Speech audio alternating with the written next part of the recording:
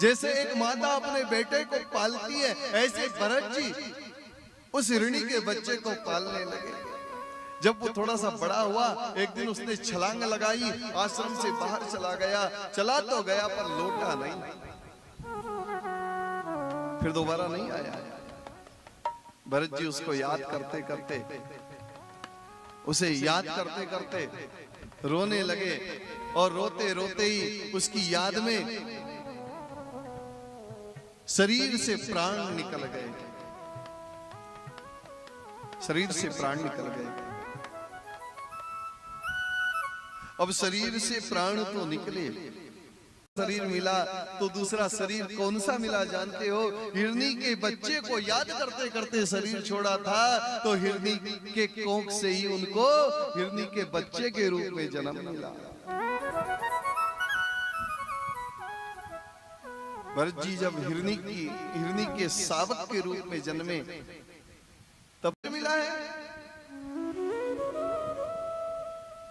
नहीं, अब मैं और शरीर नहीं चाहता, अब तो मैं मुक्त होना चाहता हूँ, मैं मोक्ष पाना चाहता हूँ। तब भरत जी महाराज हिरनों के झुंड में नहीं रहते, सूखे पत्ते खाते, घास खाते, और इस प्रकार धीरे धीरे बड़े होने लगे। जब उनके शरीर में थोड़ा बल आया, थोड़े बड़े हुए, तो वह उस दिशा की ओर चल दिए जिस दिशा पहले वो तपस्या करने के लिए आए थे, वही हर क्षेत्र की ओर, गंडकी नदी किनारे, जहां भगवान सालिग्राम प्राप्त होते हैं, सालिग्राम शिलाएं जहां मिलती है, उस हर क्षेत्र के ओर भरत जी महाराज पर्वतों को लांघते हुए, फांगते हुए वहां पहुंचे। वहां गंडकी नदी का जल पीते और वहीं अपने पुराने आश्रम में खड़े होकर के भगवान के नाम का संकीर्तन करते, भगवान के नाम का जप करते। मृत्यु आई, शरीर छूटा, फिर दूसरा जन्म मिला, तो अब की बार आखिरी जन्म है ये भरत जी का। और एक ब्राह्मण के यहाँ, ब्राह्मण की 2 पत्नियां थी, एक पत्नी से 9 पुत्र उत्पन्न हुए थे, और एक पत्नी से एक बेटी और एक बेटा।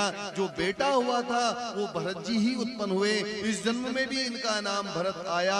इनको पढ़ाना लिखाना चाहा पिता ने, लेकिन पढ़ना लिखना भरत जी नहीं चाहते थे, इसलिए उनको आत्मज्ञान था, पहले से ही सब कुछ ज्ञान था, क्योंकि उनने विचार कर लिया यदि पढ़ूंगा लिखूंगा विद्वान बनूंगा, फिर विवाह हो जाएगा, फिर बच्चे होंगे, फिर कर्म कहीं ना कहीं बिगड़ जाएगा, फिर मुझे मनुष्य जीवन या अन्य कोई जीवन में शरीर धारण करना पड़ेगा। इसलिए नहीं, मैं अब पढ़ूंगा लिखूंगा नहीं, मैं निरंतर ब्रह्म का ही ध्यान करूंगा। ये विचार करके भरत जी महाराज एक अक्षर भी याद नहीं, ना तो किसी की सुनते, ना किसी को कुछ बोलते। पिताजी मारते तो चुपचाप हाथ बांध करके खड़े रहते, जितना चाहो सो उतना मारो, जितना चाहो सो उतना तड़पाओ।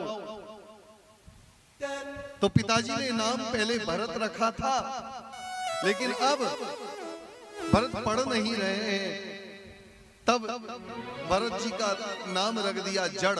जड़ का मतलब होता है मूर्ख। अब लोग इन्हें जड़ भरत कहने लगे, जड़ भरत।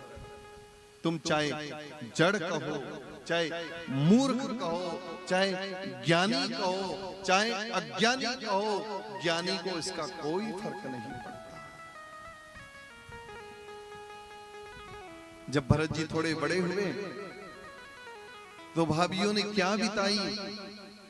जब भरत घर में आते तो भरत को खाने के लिए भोजन दिया जाता। तो भोजन कैसा दिया जाता?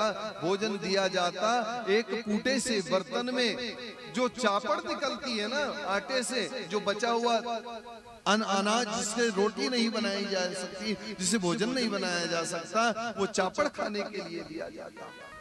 और भरत जी उसी में भगवान का नाम लेते, भगवान को अर्पित करते। त्वदीयं वस्तु गोविंद तुभ्यमेव समर्पयेत् ग्रहण सुमुखो भूत्वा प्रसीद परमेश्वर। भगवान आपके द्वारा दिया गया भोजन में आपको अर्पण करता हूँ, और ये कह करके पा लेते। कभी भोजन मिलता तो भोजन पा लेते, कभी भोजन नहीं मिलता तो पानी पी करके भगवान के भजन करते, भगवान का जप करते। एक दिन भाभियों ने कहा पतियों से कि तुम्हारा वो भाई भरत कुछ काम काज नहीं करता, अरे उससे कोई तो काम कराओ। जैसे नरसिंह मेहता का मन भी साधुओं के संग में लग गया। नरसिंह जी से किसी ने पूछा कि भैया